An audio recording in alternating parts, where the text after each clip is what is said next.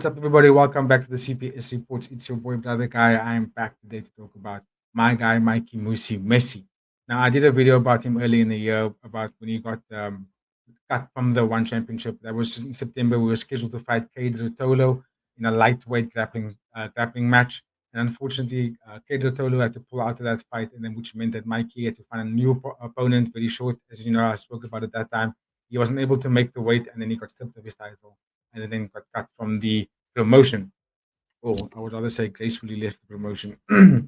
So then the story came out recently of Mikey Musumeci was on the podcast with Idil Alwani, as you can see on screen, and then kind of cleared up the air about what had happened. I'm not going to play the video. I've done literally like 2 takes of this and it didn't work, unfortunately.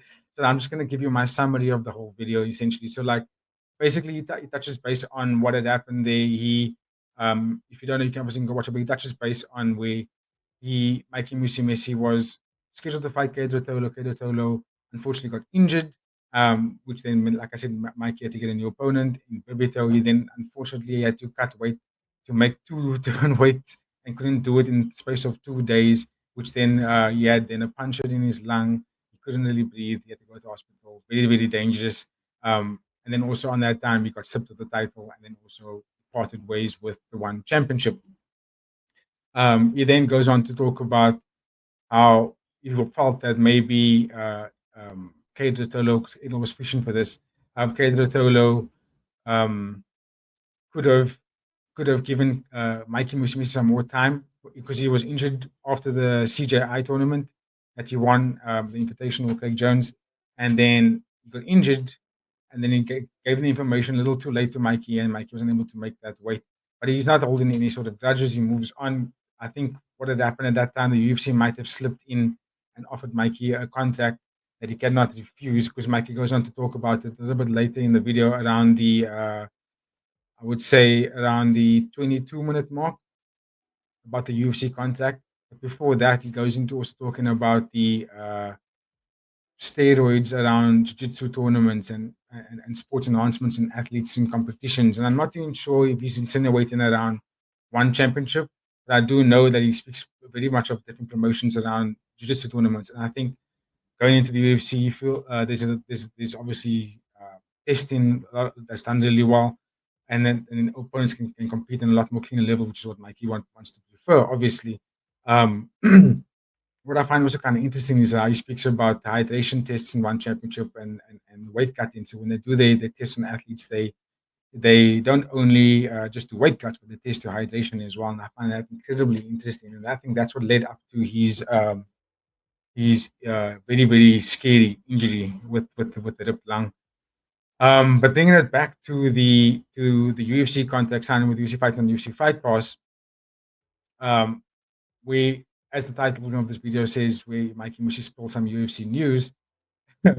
He lightly touches base on what the UFC kind of has planned, but he doesn't really give too much information away. And this is around the 25th minute mark in the interview, where they're signing pretty much a lot of jiu-jitsu guys to build up the league.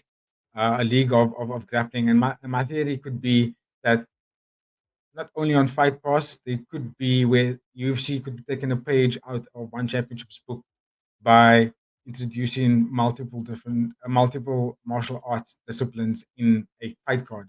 So, like a fight night or pay-per-view event, we could potentially see grappling now introduced, and Mikey could be the front runner for this.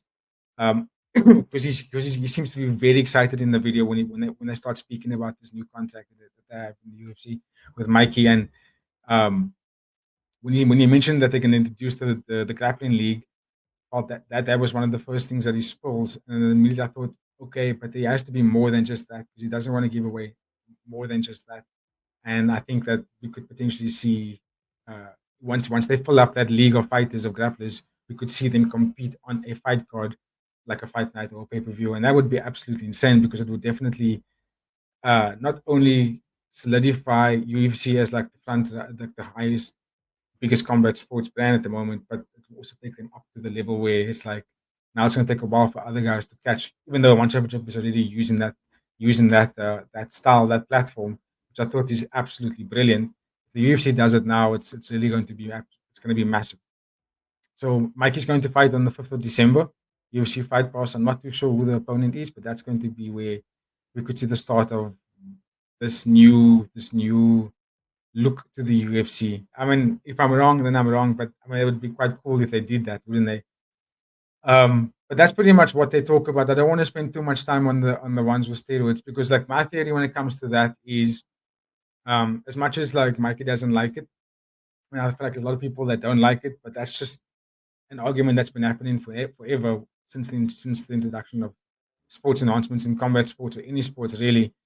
What I think would be a good idea to fix that, and I'd love to hear your thoughts in the comments about this, would be because I'm sure there's a few of you that would share the same sentiment, is that make a league for athletes that are taking enhancements and they can only compete against each other, and then also make a league for people that aren't taking any enhancements, athletes that aren't taking any enhancements, and then compete against each other only.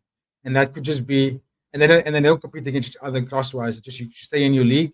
That way, no one can say, "Oh, I competed in him, and she was doping for so long." And you just throw all of that. You compete against your own, and that's it. And that's the conversation right there. If you think that there's a better way, I'd love to hear your thoughts. If you think it's a scrappy way, then yeah, tell me as well in the comments. I'd love to hear your thoughts about that. But I think Mikey Musumeci did a really good job in explaining what had happened with the one championship, how it all ended, and then also his thoughts on the doping in combat sports, because there's obviously now athletes are coming out saying, yeah, I'd done it at that time, or it's like they're starting to be the conversation of that it's fine.